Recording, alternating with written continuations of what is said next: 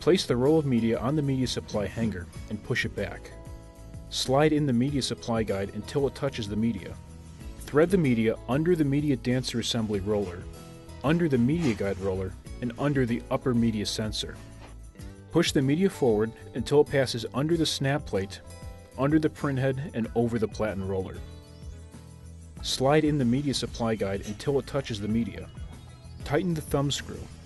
Close the printhead. Close the media door. Press pause to enable printing.